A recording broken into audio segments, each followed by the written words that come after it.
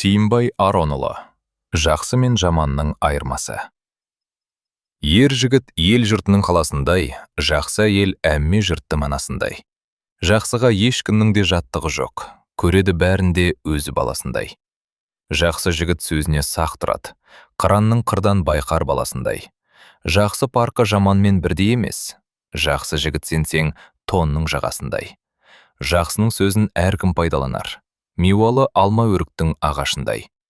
Жаманның көкірегі көр, көзі соқыр, жүрер жолдан тал түсте адасыбай. Мышаны кем болса да адандықтың, әркім жер жақсымын деп таласыбай.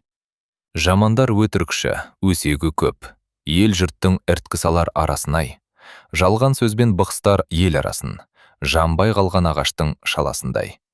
Соқтыбып әркімге бір орнат, сиырдың тентек болған танасындай. Сондай жанның ешкімге сүйкімі жоқ, жылқының қотыр болған аласындай.